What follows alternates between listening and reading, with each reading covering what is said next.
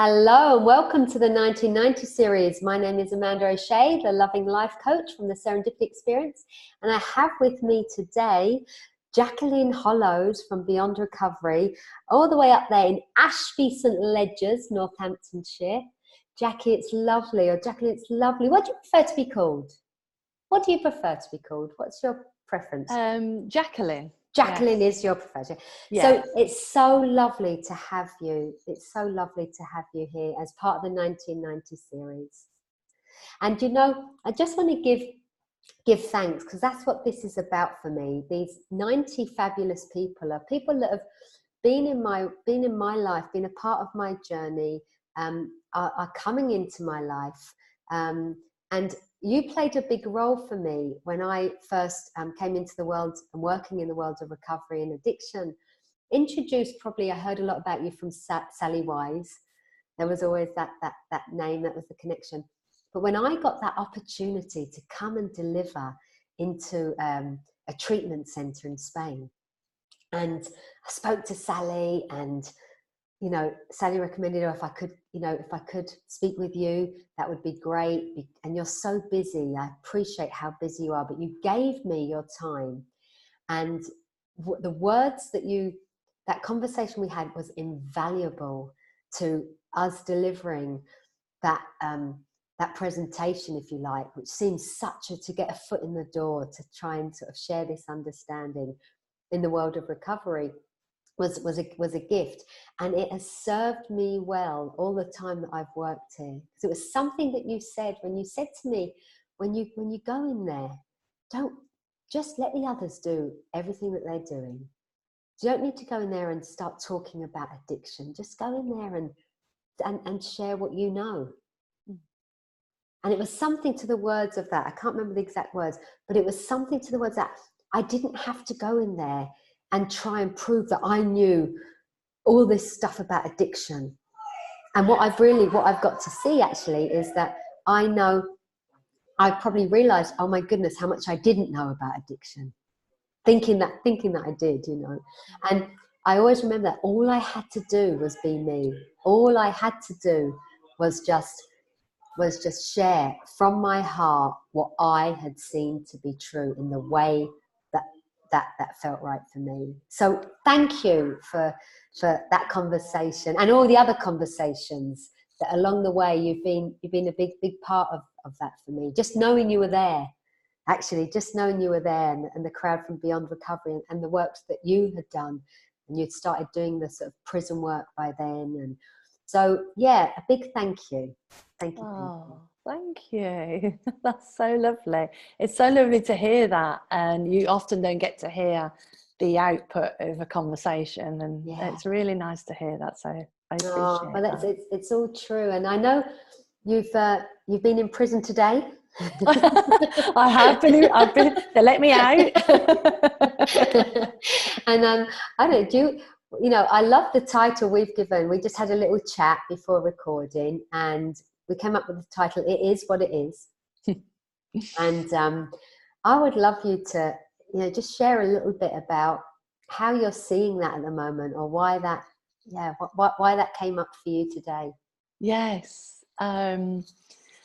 Yes. Well, I'll start with a little story from my visit to prison today. I was doing admin. I wasn't running group or anything, but I always walk around the prison. I let myself be guided to how to get to a certain place or where to go, and I always bump into people, and it's always the right people. So I bumped into somebody who had been out and he's back in on recall, and he said, "Oh, miss, can you make sure someone comes to see me, and can I be on the next group?" So that was nice. I thought, oh, that's why I went that way then. And there's one guy that we've got in there. He's in prison for life. He's got a story about why he shouldn't be in prison, and he's worked with us for a really long time. And he often gets, he tried to commit suicide one time because it all got too much for him. He's fighting his own case. He's run out of money. He's learned the law while he's been in there to fight his own case. He could get out of prison if he pleaded guilty, but he's not. He says he's not guilty, so he's sticking it out, and he's been in there 14 years now. Wow. And there's been times when I've sat in front of him, and the other members of my team have sat in front of him, and he goes over and over this story and so on, and we can get very heady about it. We can get very sort of, if he did this, or if he did that, or if he got out, then he'd be free, and we can get very opinionated. But we don't. We let him be, and we're just there for him. And he comes often to groups, and I mean, he's a very valued peer mentor, and he helped so many other people. And he's now teaching people to read and write. He's working with the Shannon Trust and teaching people to read and write. So he's an amazing guy. So I just caught him in the corridor, and we're in this corridor in prison. It's very noisy when the men are all out.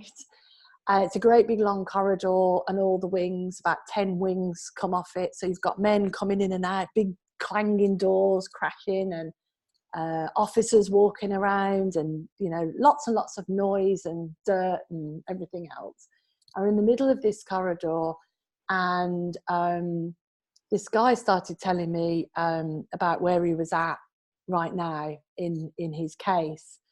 And started getting quite downbeat about it. We'd already had a chat about the group that we're going to run in December, and I said, you know what, in amongst all, and this judge has written, and she's lied in a statement, and so on, and he was getting all entrenched.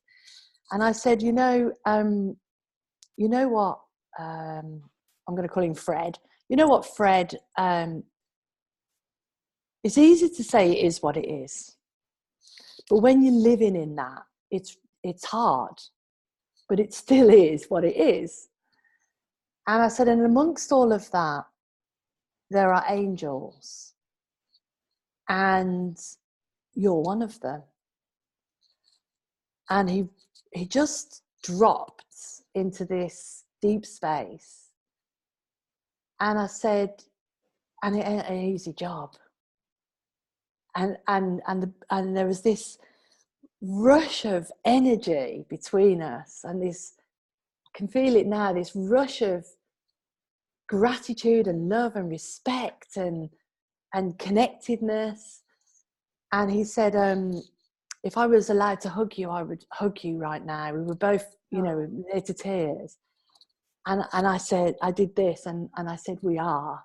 And it felt like, Amanda, that we were in this enormous embrace in the middle of this crazy world, and that the embrace was just being grounded in that moment of isness.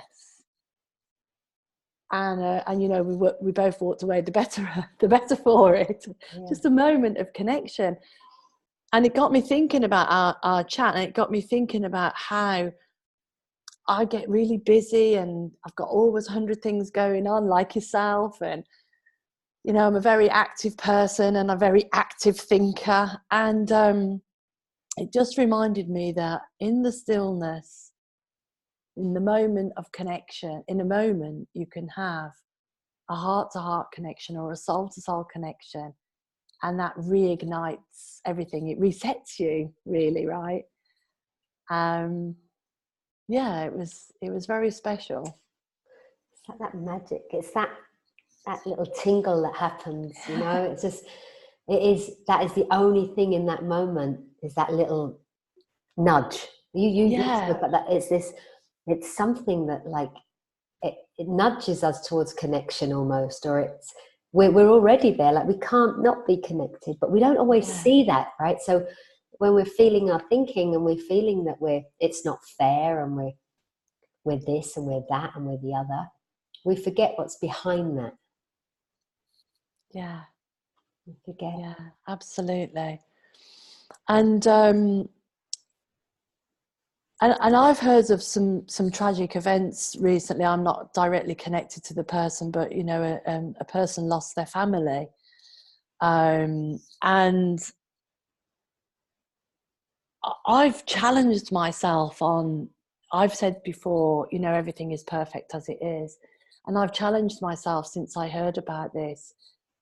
Is how can it be perfect when somebody's family has been wiped out? And to me, that seems a really terrible, you know, tragedy and really awful.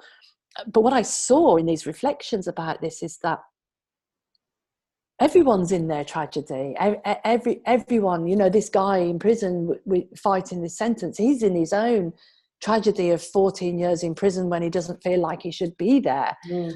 And it's not a nice place to be. And so I challenged myself, is it really perfect? And I've stopped using the word perfect, because I think that the word perfect means something. We have an idea of what perfect is, and you know, perfect to me looks like, you know, an island in somewhere, tropical island somewhere, where I'm just relaxed and peaceful. And I know that that's not what's being indicated, but I've stopped using that because it gets in the way, and it just feels like to me now it just is what it is. One of our apprentices that you were speaking about earlier, Dave, he uses that all the time. It is what it is. And I see that in the moment of whatever's going on, for me, for any human being in any circumstance, whatever is going on is what's going on. That's it. It is that. There's no arguing with that.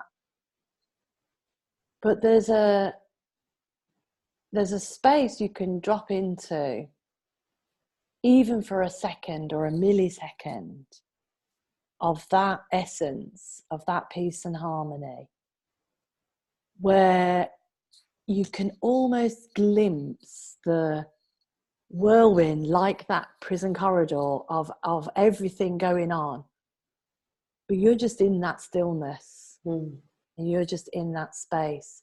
And it doesn't necessarily mean you suddenly come up with this amazing answer and you feel peaceful and everything else. But what it does do is it shows me that we're just navigating through that the best we can. But that whatever we think of that, our journey as a human, as a soul, is experiencing that through life. Yeah. And we're on that journey for whatever reason, which I don't know, but we're on that journey, and that journey is always an invitation to come back to home, to come back to that essence and that stillness. Because it's so interesting, isn't it? I love that it is what it is. I ran a retreat about 3 years ago or something called It Is What It Is. And it's interesting to what we're referring to, the it. Like what is the it? We use it a lot. I find myself asking people that question a lot. What is the it? They'd say, well, it's this, and it's like that word, it. It is what it is. And I always say, and it is what it isn't.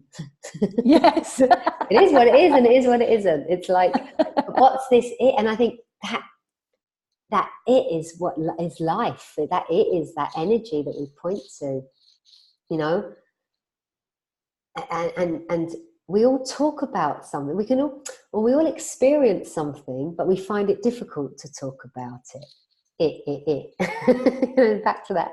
We find it difficult to put this sort of the feeling that we're putting into words. It's not the easiest thing, is it, to talk about or run workshops on, or and your work that you do in the prisons, I think that's quite, you know, it must be so interesting to go. I mean, what a gift, what a gift to go in there and to be that little beacon of light, or whatever it is that these guys see you as, you know, and to be able to share something that can help them. Like, some people have had to go into prison to hear this, you know. That seems to be the plan. that you know, it's probably the best thing about going in there, right? The best thing about Oh, going in there is hearing and this. the best thing, yeah, and the best thing about going in there is that even when you bump into somebody like I did today, who's quite a vulnerable, what they would call a vulnerable person, and he's back in on recall. You know, he got out and he's back in on recall. Again, it is what it is. He's back in on recall. He's there. I can often get in this whole mess of the system's wrong and it's just flawed, and you know, these people need help, not to be banged up in jail. And you know, I do go there, and I can go there, but I can also see as well that that's not my job. That is not my job. I might have an opinion about it. That's not my job. My job is to keep pointing to, regardless to where you are, regardless to what's going on, regardless to what is, you are still essence. You're experiencing life through that essence. Your essence is experiencing life, and this is the life that you're experiencing right now, and that can be whatever you want it to be. Yeah. Regardless to where you are. And it was cute because he said, you know, can I come on the group, and please can someone come to see me? I really need someone come to see me, and this is where I am. And there's just no way I could have gone, and there's no way I can get in there again, at least for another week. So I was like, oh, what am I going to do? Oh, you know, he needs someone. And I get caught up, and some of the people that I work with get caught up with trying to save the world, you know, trying to save everybody in the world. And then I remembered, like, it's not my job to save. It's not my job to save him. It's not my job to just keep going there and there. So I thought, then what? You know, what do I need to do? And then it just, in that moment, I remembered that one of our peer mentors now works for something called Safer Custody. It's their job. They are the department that is meant to look after people like him. And so I went to see them. And I said, let me give you a name. He needs, you know, can our peer mentor go and see him? Could he mention my name to make sure that he knows that I asked for it? And they said, absolutely. They wrote it down. And I thought, of course. And there was a time, Amanda, you know, we've been going 5 years now. I've been going 6 years, or 7 really, you know, because I started in community and recovery. Yeah. And there was a time, a long time, where it felt like it could only be me, that I had to do all these things. Right, yeah. And I'm only just, and I've seen it over the time in glimpses, but I'm only just now seeing, well, hang on, no, it doesn't have to be you. What else is there? So sometimes when I'm saying it is what it is, it's that I'm saying, what else could it be? Because it doesn't mean I have to go and now I have to be late for something because I have to go and see this person because it's my job. Yeah. I think, no, hang on, how else could I be dealing with this? And you know, and I found another solution. And again, that goes to just being a bit quiet for a minute. Listening. And just listening. Deep listening. Yeah. It just never puts you wrong, ever. It's so funny, isn't it, Jacqueline? Because whether you're running the programs in the prison, or whether somebody who's watching this is the mother of a busy family, or the father in business, or whatever it might be, that thing of thinking that, well, we might do it a little bit better than other people, or that we've got this sus, so you know it needs us, is, I think it's very natural because we see what we're doing a good job. But when we get to realize that they're not it's not our message, the message is coming through us in the same way, it makes it easier for us. Otherwise we're taking it on board like it's our idea, our solution, you know, It's all about us, and we just get burnt out, right? And then we're no good to anybody, are we? In our physical sense, No. we're not good to anybody. And that freedom, when I see people, whether it's in the workplace or in the family, or it's a little bit like I don't know, you can give a man a fish or teach a man how, give a man a fish and feed him for the day, or teach a man to fish and feed him for life, kind of thing. Yeah. It's like, it doesn't have to be. Something happens. This is how I see it. I used to really be very generous with everything, but I kind of wanted a pat on the back for it. I kind of like to know, that I'd done that, or I'd let people know that I'd done that. Yeah. I didn't realize that I was doing that. And it's like, now, really just more being in service is like, I don't need to get the pat on the back from everybody for that anymore. That has lifted in me. Yes. And that's easier. And I remember first sort of being pointed to that, or where I saw it play out for myself, was in the Just for Today card that they use I know they use it in AA. I don't know if they use it in any of the other fellowships, but there's like 9 points on there, and a couple of the points don't resonate with me, but most of the points do. But one of them is, do something today for somebody else, and don't let anybody know what you've done. And if you get caught, if you get caught, it doesn't count. You have to start again. Yeah. Like doing something without needing the thanks back for it is a different way of giving.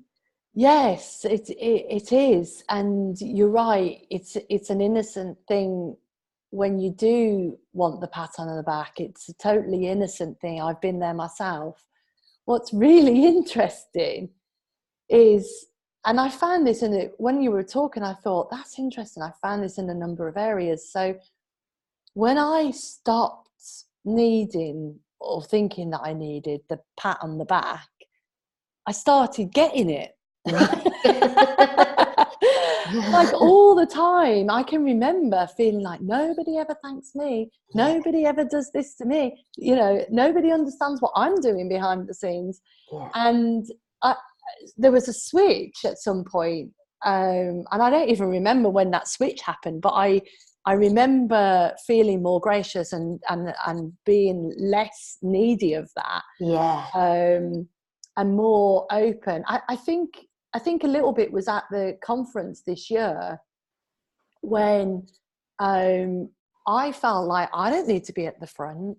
Right. I'll put my guys at the front. I'll put my team at the front. I'll be there for them in the background. And I've been doing that since I started the project, but not in such a big way. Right. All of a sudden I was like, no, people don't need to hear from me. You go there, Yeah.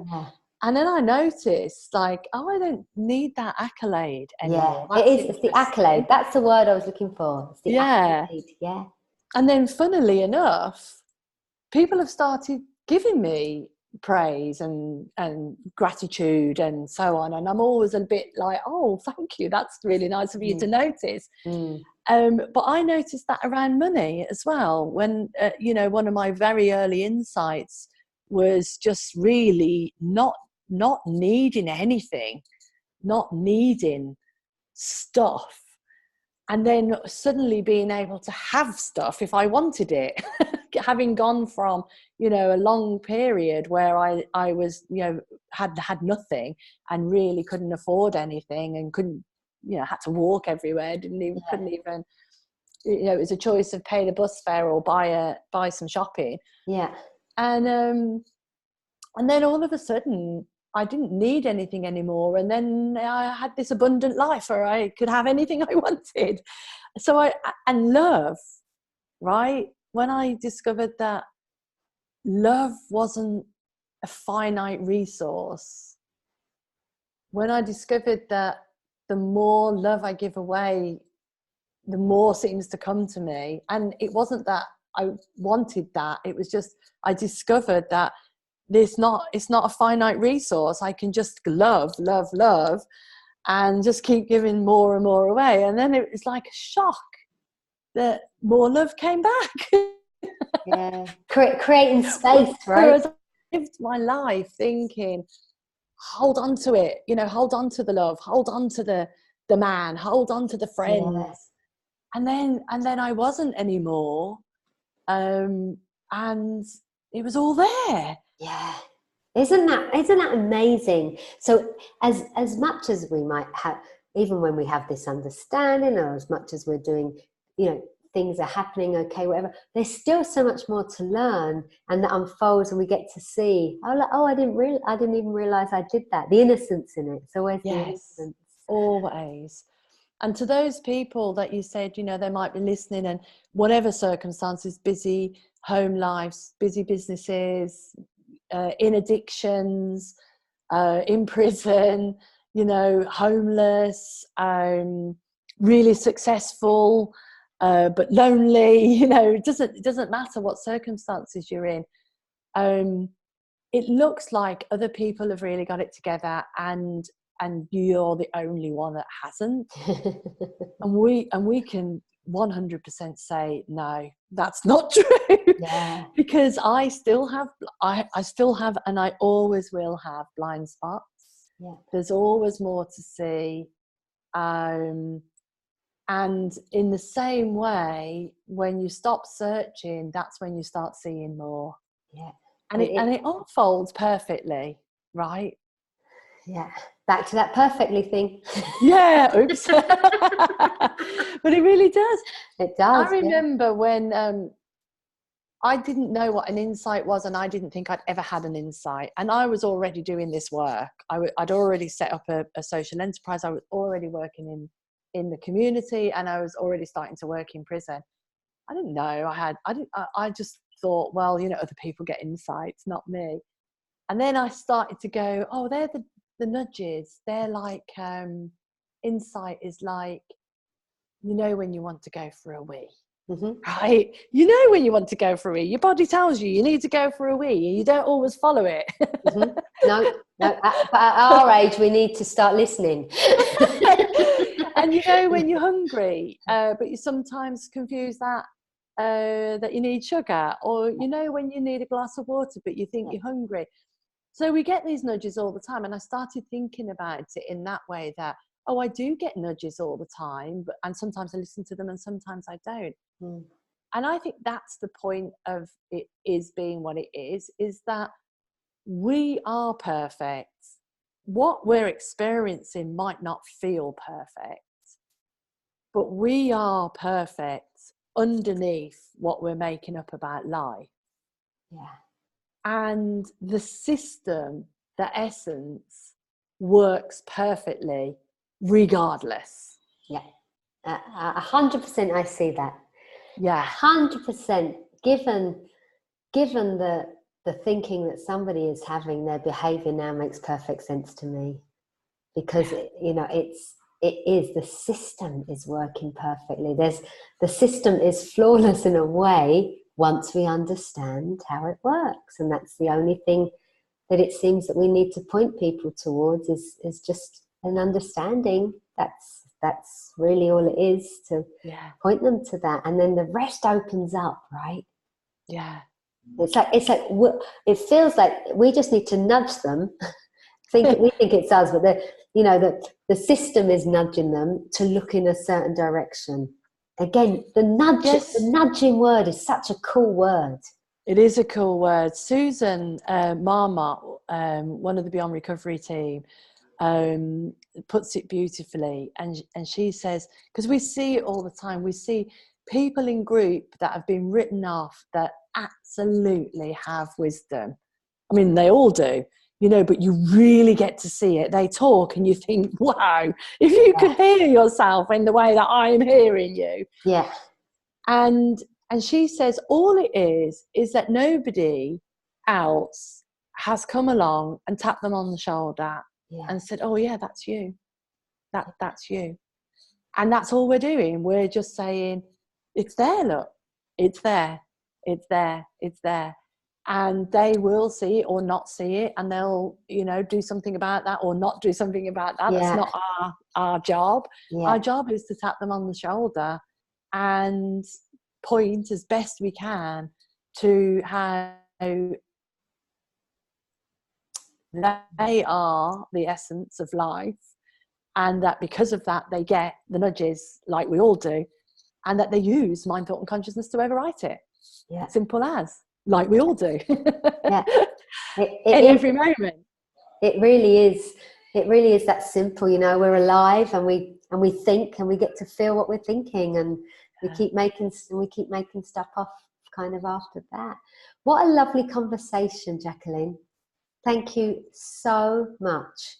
Thank you so much for giving your time, and you know, I know that you're a busy lady doing amazing stuff. So yeah, keep up the good work, and let the nudges point you in the direction that you're meant to be going in. And we just all do our bit. That's what everybody does. That's what they're nudged to do. And when, you know, when we're in the right direction, it seems that sometimes we roll, and sometimes we fly. And so I wish you the best of luck with all that you've got going on up there. And thank you for being part of the 1990. And thank you very, very much. Thank you. My pleasure. It is what it is, and it is what it isn't. Lots of love to you. Bye, everybody. Bye-bye. Bye, everyone. Hope you enjoyed this. Thank you for Bye-bye. listening.